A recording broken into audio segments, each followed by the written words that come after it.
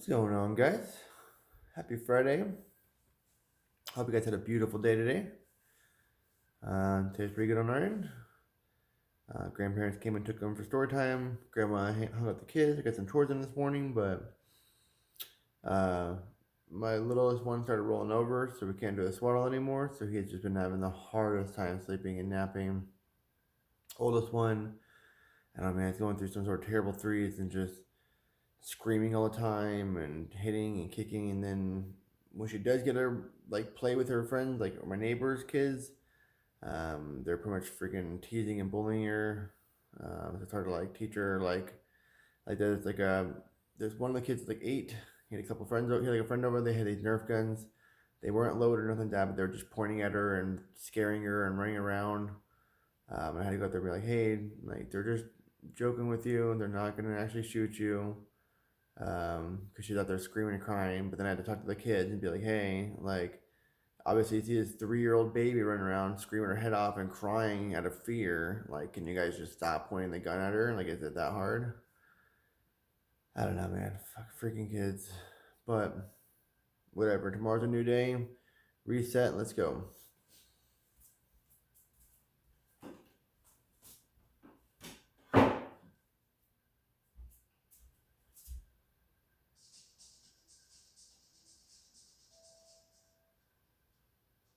I don't know how you guys have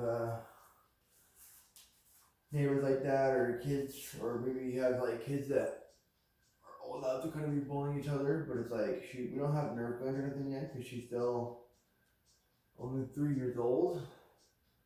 Like maybe we should get some, but it would just be us shooting each other, which is fine. But she just doesn't understand like teasing yet. She doesn't understand the concept of teasing.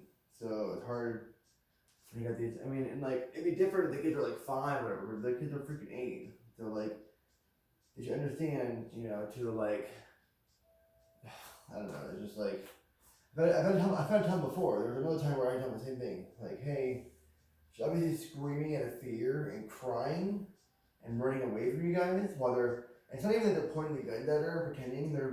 They're legitimately chasing her and going raw with the guns.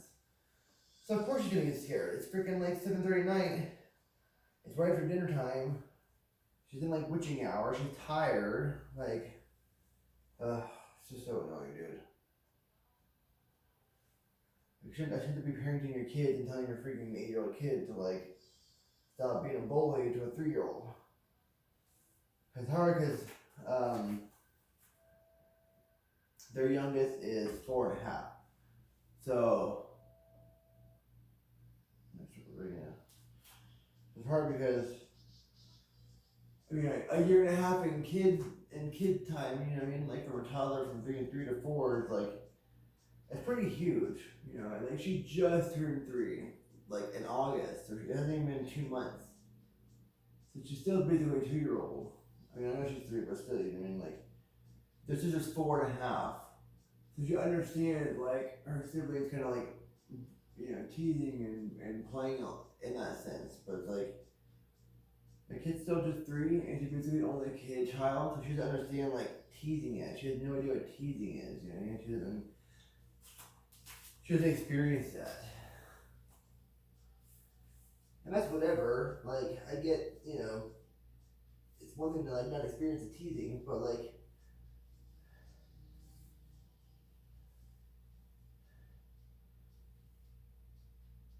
as an 8-year-old, she could have just know to like not freaking petrify a 3-year-old. Like, why are you pointing guns at people just for the sake of bullying and pretending that you're a shooter? Like, she's obviously scared.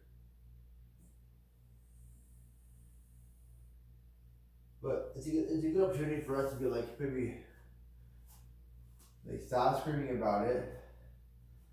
We're trying to tell her like screaming isn't gonna solve your problems.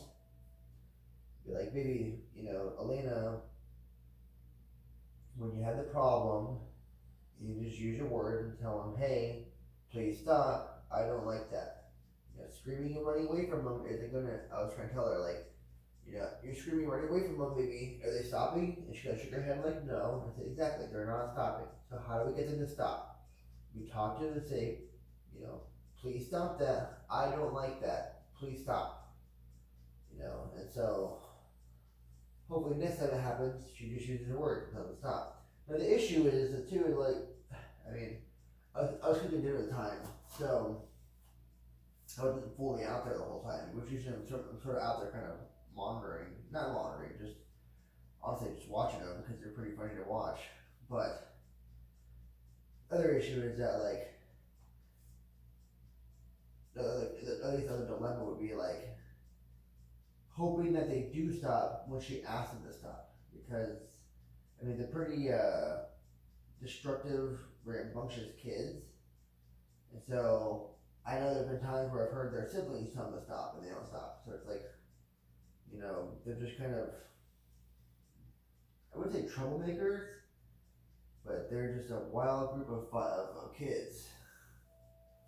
And it's you just hope that other parents teach their kids the same way you teach yours, right?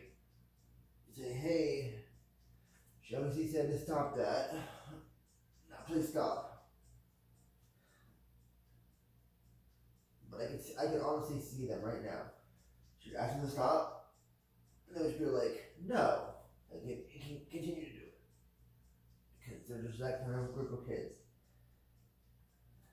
They've already broken her scooter. They've broken multiple toys of hers. They're just very destructive. But again, I don't know. It's one of these where I believe it's diet based. They eat a lot of crappy food. They eat a lot of dye. They eat a lot of dye food, which, in my opinion, is huge for kids. If your kid's eating a ton of dye and they have behavioral issues, it's definitely more the correlation. They're eating a lot of processed food. They're eating a lot of soda and crap. We don't do that. We don't eat any dyes. We don't eat any kind of corn syrup drinks. We don't eat any processed food. None of that stuff.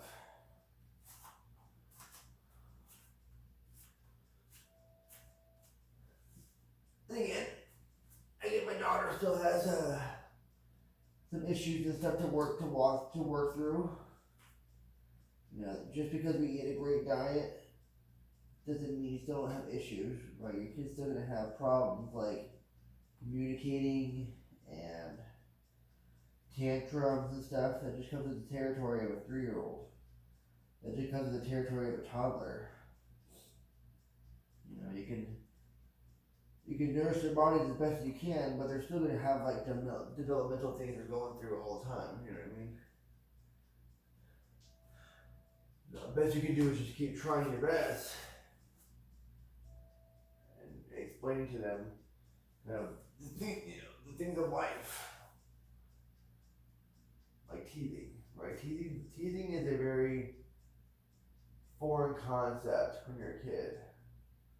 You think they're just being mean on purpose, which they tend to are being mean on purpose, but they're also just kind of joking with you, right? Like I said, they were gonna shoot her. I don't think they would ever actually hurt her. They just want to tease her, and it's fun for them to make you so you're scared, and so she doesn't understand that.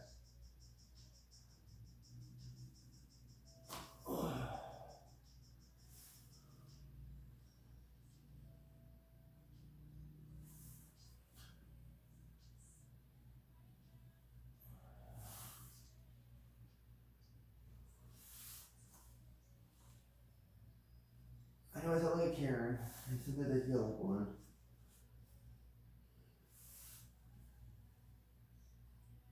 Or like a helicopter parent.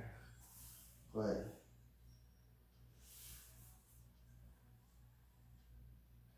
I don't my daughter out there just playing and getting bullied.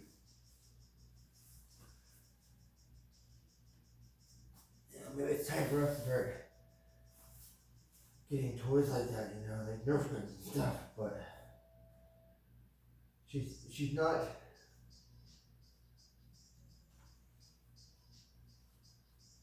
even if I wasn't getting her like a Nerf gun, she still had issues like pulling the trigger by herself, right? Her hands are still pretty small. She doesn't have like a strong grip yet to like pull the trigger. You know, some of those Nerf guns can be kind of hard.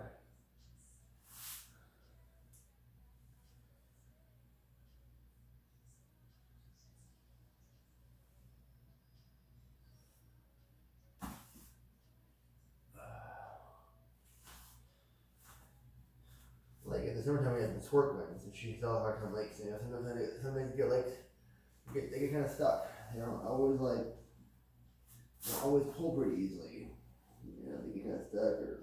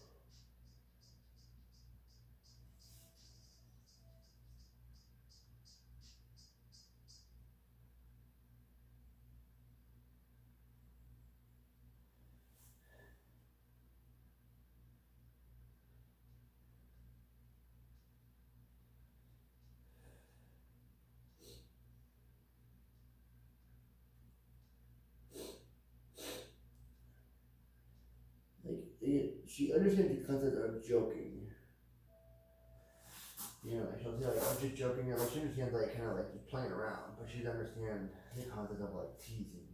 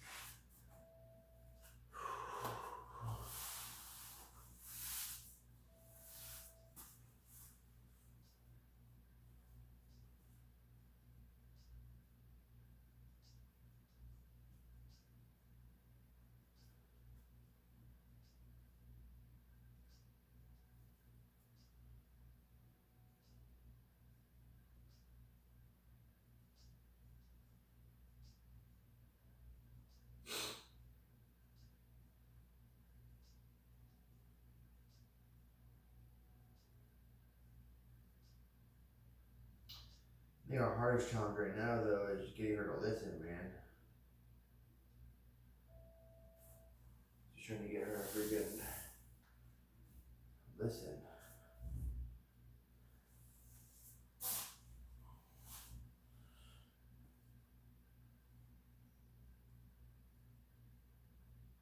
Oh,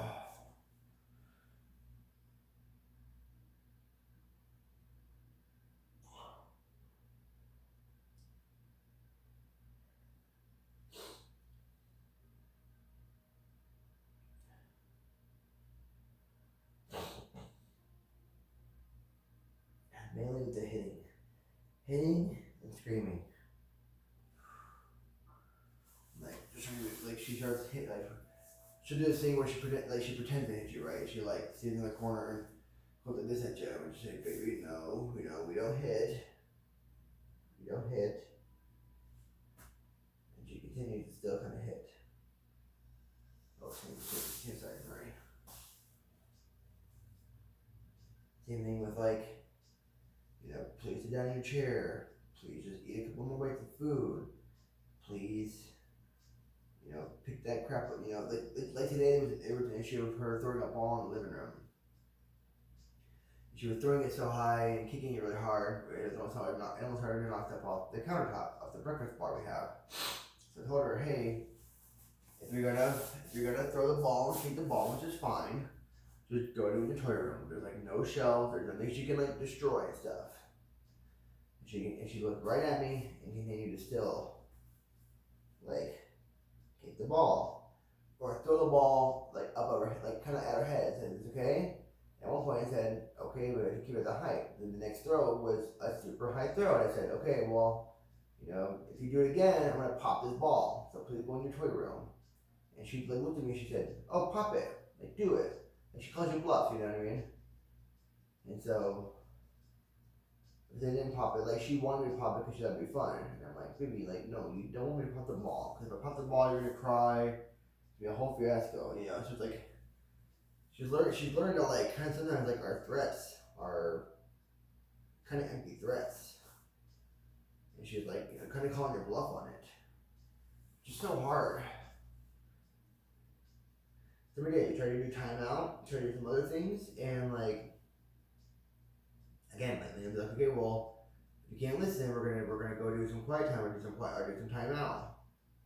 And then it's a freaking meltdown because she sits on the floor and it's wailing her arms and crying and stuff, and you go, okay, well, if you're gonna continue to act like that, let's go. Then I'll drag her to the room because she won't get up and she won't listen, so I drag her to the toy room, put her in there for timeout, and try to tell her, okay, you're gonna scream and cry like that. You can cry in your room because the baby's trying to sleep, and you know that. I'm okay with the screaming and the yelling, being loud if he's awake. When he's sleeping, you need to be quiet or play in your room. And she just throws her fit and screams and screams and screams. And then the biggest one we have an issue with right now too is, aside from the not listening, you'll start getting stern with her. And get that kind of like, okay, you listen to me right now. And she'll straight up just turn around and say, no, don't talk to me. Which we've never said that before to her. I don't know where the hell she's picking that up at. That one triggered me and my wife extremely bad. We're like, first of all, I will talk to you whenever I want to talk to you. You don't decide that.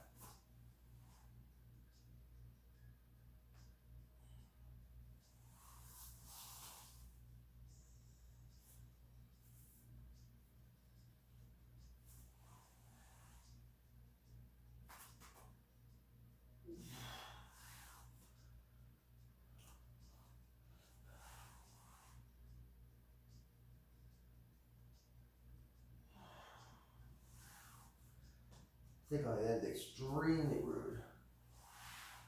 You're the child. I will talk to you whenever I want to.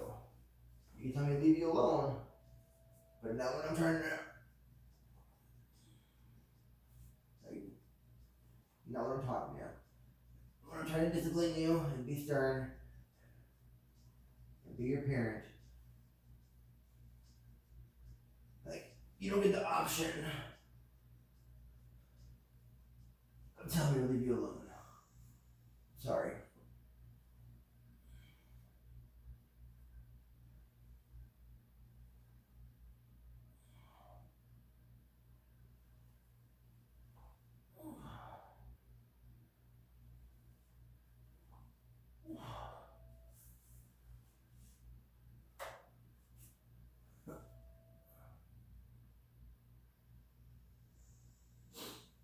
I don't know, man, we're still doing new parent, right? We only have a 3-year-old, so we still do everything that she does is new. Yeah, we just had a second one. He's only 3.5 months. So like when we experience all these things with him, hopefully we'll be a little more seasoned and experienced. But like everything she does and goes through, it's brand new, right? Like going her through her age 2 was not that bad. She really didn't really have a whole lot of meltdowns or like temper tantrums and stuff.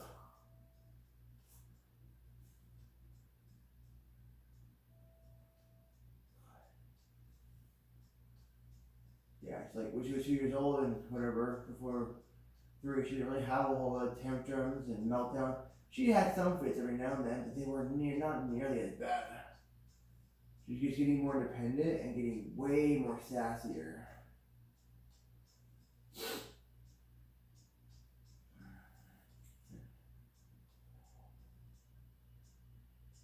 Again, that could be partially because the kids that she plays with are also very rude. Like, kids are just rude, man. Even when we go tumbling, like, there was 2 days ago we were tumbling, and it was these bigger girls. I mean, they probably were like 9 to 11, playing with these foam blocks and stuff, making like chairs and like fortresses and castles, whatever, just kind of building. And she walks over, independent as hell, and says, "Can I play with you?" And they just gave her this look of like, "Why is this baby talking to us?" And then she comes back and she starts crying. She's like, the girls don't want to play with me. And I'm like, "I know, baby, I'm sorry. Like, they're older and they're mean girls. Like, we can't control what other people do. The only thing you can control, baby, is how you react to them. And so, if they're being mean girls, then you just ignore them. They're not worth to play with. You know what I mean?" And so, it's just hard, man, because there's like, everywhere you go, there's rude kids. There's a few good ones out there when we go tumbling that are really patient or really kind, and they play well with her. They know how to share. They know how to like communicate well. But there's a ton of kids out there nowadays that are just spoiled, bratty, attitude-wise, are just pain in the butts.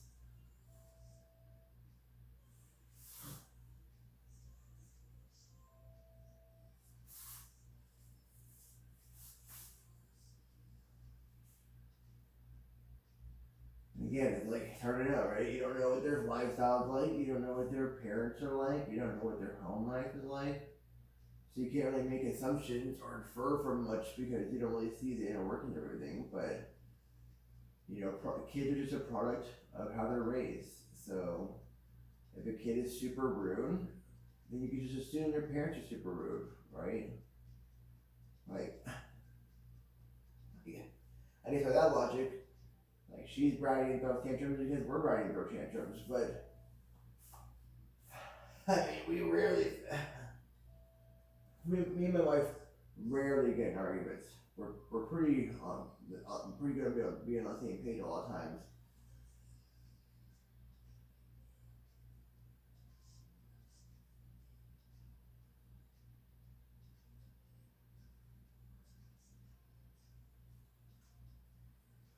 The only tangent I throw away when I get mad at her for not listening.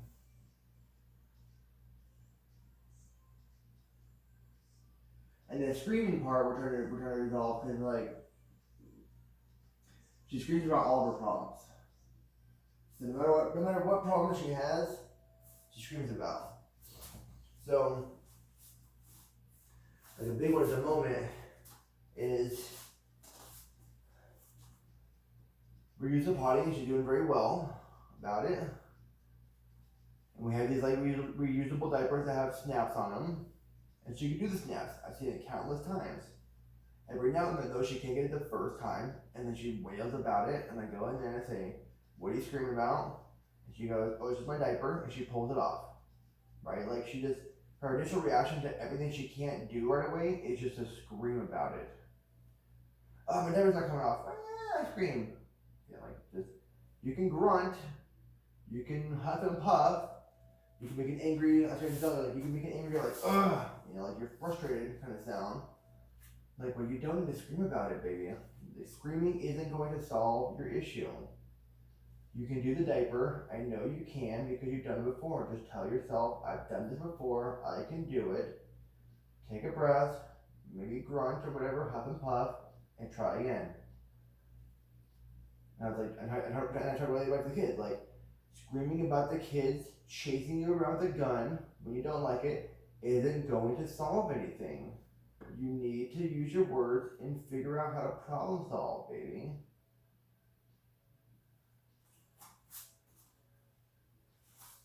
Like, you gotta just breathe. That's why we need to switch it. You have to just breathe,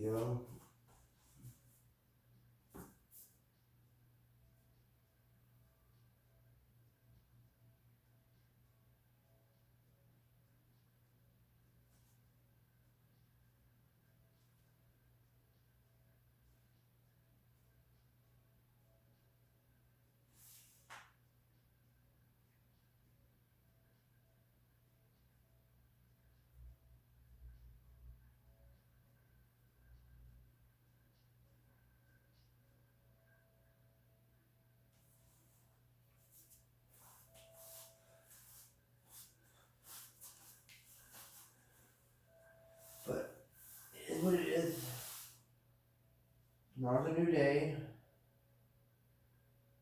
Hit that reset button. Continue on your way. Let the past be the past.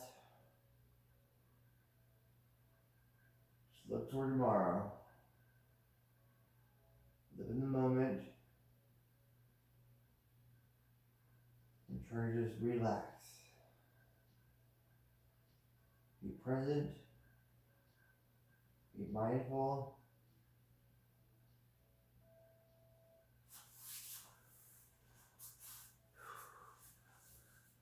And that's the best we can do.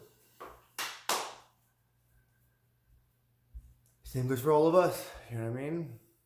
We had a nice workout week. We didn't do our cardio today, which was kind of bad. We didn't get our steps in and whatnot, but it's what it is. You know, you're only human. And if you're a normal person trying to diet, like, there's going to be ups and downs, right? So, happens. But again, just reset. Look forward to tomorrow. Try to be mindful and be present. And as always, get after it. Get moving. Peace out, guys.